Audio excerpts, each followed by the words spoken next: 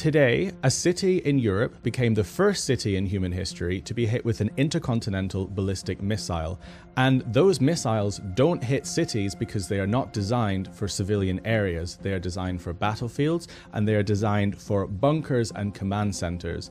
If you look at what the intercontinental ballistic missile that hit Dnipro actually is, has a landing spot radius of about 100 to 300 meters. That's about 3 football stadiums. So it's pretty inaccurate where it can land, and that's why there are residential buildings still on fire in the radius of where it's landing. That's why it hit buildings with innocent civilians, and that is why those missiles are never used until last night in populated areas.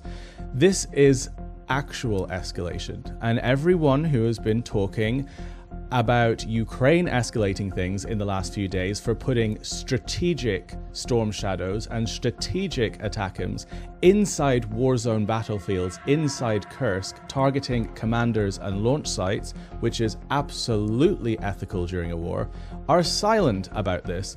They're saying nothing about how Russia has basically committed a gigantic war crime in the last few hours. And even the Russians know this is unacceptable. In the last couple of hours, Russia's foreign ministry spokesperson literally embarrassed herself when she got a phone call, not thinking that the media were recording this, telling her not to comment on what happened in Dnipro, because even the Russians know it's fucking terrible.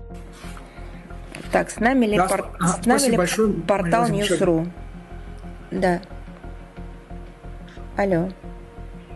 Да, у меня брифинг. Я боюсь, Маша, удар баллистическими ракетами, о чем западники не стали говорить, не комментирую вообще. Да, хорошо, спасибо. But that phone call, that's an admission of guilt. 100%. They know it's wrong, and they know it's going to spark international outrage. Even the Kremlin knows this action is indefensible. But this is what Russia does. If this isn't as clear as rain, I don't know what else is. So if you've been watching this and you're voting Republican, or you're on the fence about Ukraine and you think that this country is antagonizing Russia in any way, let this be crystal clear. Russia tried to deny it today at a press conference because they know what they're doing is wrong. They put it into a civilian area, and the only weapons that Ukraine are using and the only places that they're putting those weapons right now are on battlefields and strategic launch locations of missiles that are killing the people here every single day. And that is how you fight a war fairly.